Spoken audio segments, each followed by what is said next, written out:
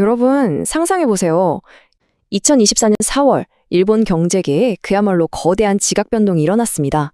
소프트뱅크, NEC, 혼다, 소니, 이름만 들어도 아는 이 제조, 기술 거인들이 덥석 손을 잡고 일본 AI 기반 모델 개발이라는 연합회사를 세운 겁니다. 아니, 평소 같으면 시장에서 피 터지게 싸울 라이벌들이 왜 지금 갑자기 기업의 벽을 허물고 뭉친 걸까요? 이 프로젝트에 투입되는 돈, 자그마치 9조 원입니다. 일본 엔화로 무려 1조 엔이죠. 이게 단순한 기업 간의 투자가 아니라 정부 주도의 막대한 지원이 뒷받침된 규모거든요. 더 재밌는 건요. 이 소프트웨어 벤처의 3대 메가뱅크는 물론이고 일본제철, 고베제강 같은 전통 굴뚝 산업의 상징들까지 싹 다 가세했다는 겁니다. 도대체 뭘 만들길래 이렇게 천문학적인 돈을 쏟아붓는 걸까요? 그래서 오늘 저희가 파헤쳐볼 핵심 의문이 바로 이겁니다. 이 전설적인 기업들이 자존심 다 내려놓고 한 배를 타게 된 진짜 숨겨진 이유가 뭘까요? 오늘 이야기의 흐름을 짧게 짚고 넘어가죠. 이 거대한 연합군의 탄생 배경부터 40년 전 일본이 겪었던 뼈아픈 과거, 그리고 2030년 제조업 혁명이나 그들의 마지막 도박까지 쫙 한번 훑어보겠습니다. 자, 그럼 첫 번째, 이 어마어마한 9조 원짜리 연합군의 정체부터 본격적으로 들어가 보죠. 라인업을 보시면요, 정말 입이 떡 벌어집니다. 이른바 오일 재팬 라인업이에요. 테크거인 4인방이 주축이고 일본 정부가 5년 동안 1조 엔을 화끈하게 밀어줍니다. 게다가 IT 기업 프로젝트인데 굉장히 보수적인 은행들이랑 제철소가 대거 참여했죠. 일반적인 상식으로는 되게 낯설고 이례적인 조합입니다.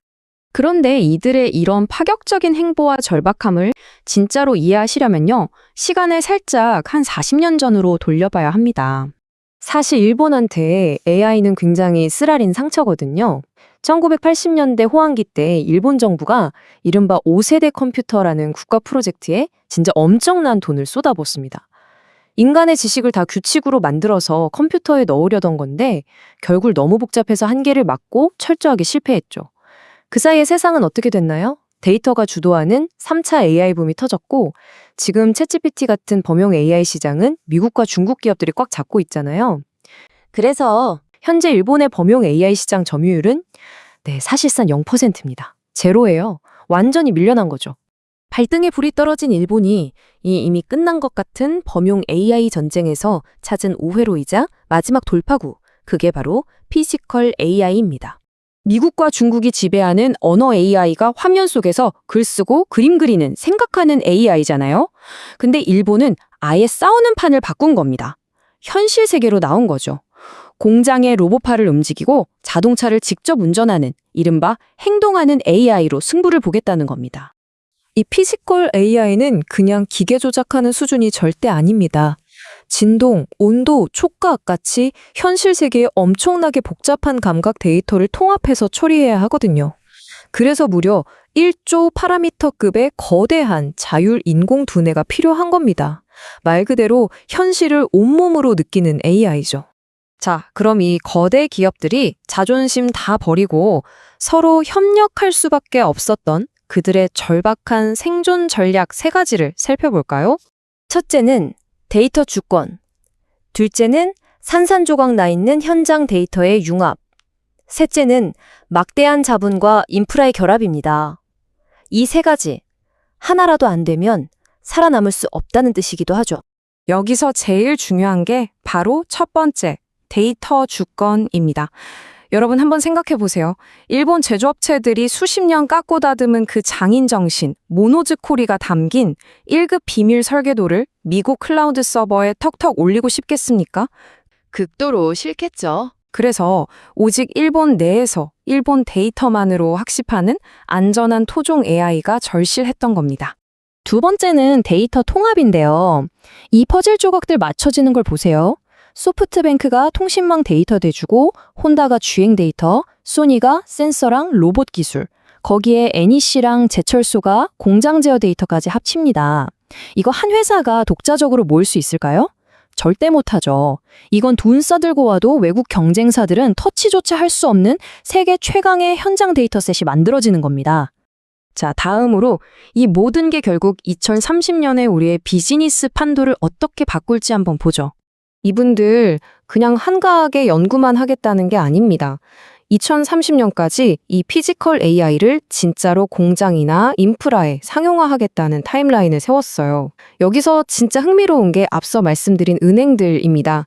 앞으로 은행들이 기업에 대출해 줄 때 당신네 공장에 이 AI 시스템 도입했어? 이걸 조건으로 걸 수도 있다는 얘기까지 나옵니다. 글로벌 테크 산업이나 투자에 관심 있으시다면 이 연합이 제조업의 체질을 어떻게 근본적으로 뒤바꿀지 꼭 주목하셔야 합니다. 그리고 이게 바로 일본이 준 무서운 구조적 이점입니다. 미국이나 중국은 AI 만드는 애들 따로, 기계 하드웨어 만드는 애들 따로잖아요. 근데 일본은 이 거대한 생태계 안에서 뇌랑 몸통을 같이 만들고 적용하는 겁니다. 시너지가 장난 아니게 폭발할 수밖에 없는 구조죠. 듣다 보니 다 좋은 얘기 같은데 과연 이게 그렇게 순탄하게만 굴러갈까요? 이제 현실적인 그들의 마지막 도박이 가진 리스크를 좀 보죠. 희귀한 제조 데이터 싹스로 모으고 정부가 1조엔 밀어주는 건 물론 확실한 강점입니다.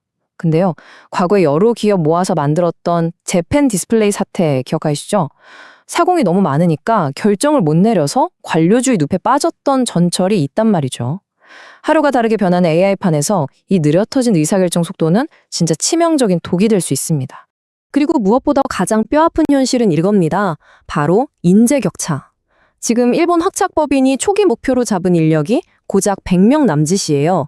반면에 미국 엔스로픽은 2,500명, 오픈 AI는 3,000명이 넘는 톱 클래스 천재들이 몰려 있잖아요. 아무리 돈이 많고 데이터가 넘쳐나도 결국 사람이 하는 건데 이 압도적인 인재풀의 차이를 어떻게 메울 거냐. 이게 지금 일본의 가장 큰 숙제입니다. 자, 마무리해볼까요? 미중 AI 패권 전쟁의 틈바구니 속에서 일본은 자신들의 가장 강력한 무기인 모노주쿠리 정신에 최첨단 AI를 이식하는 2,9조 원짜리 승부수를 던졌습니다. 40년 전에 뼈아픈 실패를 딛고 일어선 그들의 이 마지막 반격, 과연 수많은 리스크를 뚫고 글로벌 AI 혁명에서 부활의 신호탄을 쏠 수 있을까요?